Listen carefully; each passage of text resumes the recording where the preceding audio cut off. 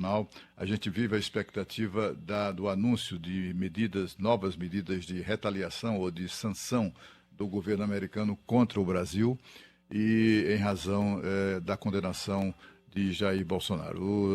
As autoridades americanas vêm dizendo, repetindo, que Bolsonaro é vítima de perseguição, etc. e tal, consideram isso intolerável e etc. E eles têm ali alguns sinais. Ontem, Marco Rubio voltou a se manifestar sobre esse assunto e sempre avisando que vem aí um conjunto de medidas contra o Brasil.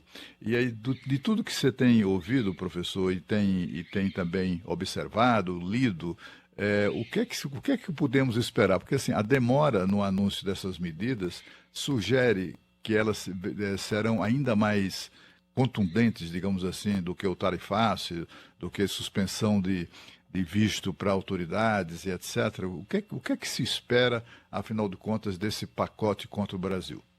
Cláudio, bom dia. Desde o primeiro momento, começaram a dizer que o Alexandre de Moraes entra na Magnitsky para o momento que realmente houve anúncio, passaram-se meses.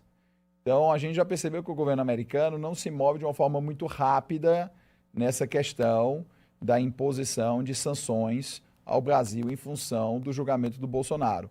E isso tem um motivo de ser, tá?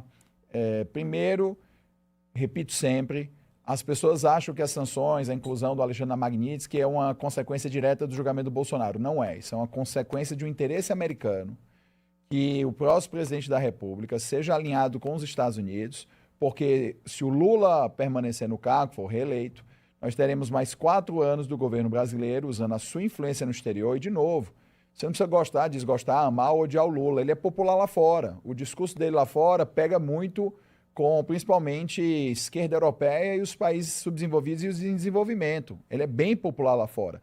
Então, o governo americano não quer mais 4 anos do Lula com a pregação de o dólar ser substituído por uma moeda criada pelo BRICS. Todas as moedas hoje são fiduciárias. Você não tem moeda bancada por ouro. Você não tem moeda bancada por um bem específico. As moedas são da confiança que as pessoas depositam em quem emite a moeda.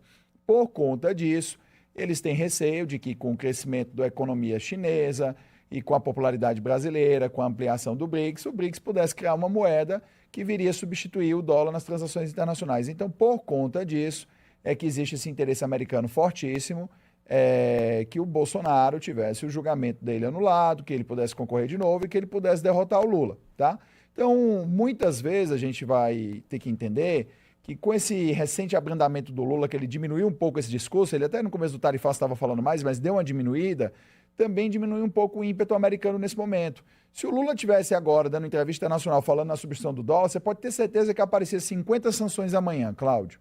Vai ter sanções? Vai, mas não no ritmo que as pessoas estavam imaginando que aconteceria. Porque se por um lado continuou tendo o que os americanos classificam como julgamento indevido, por outro lado, o governo brasileiro abrandou essa conversa sobre substituição de moeda. Então, o que deve acontecer no médio prazo é a inclusão de mais ministros na Lei Magnitsky, e eu acho difícil aumentar muito a lista de bens em tarifas, talvez aumente as tarifas de bens que já estão, porque os americanos isentaram aqueles que eles precisam para suas cadeias produtivas ou para o conforto geral da população.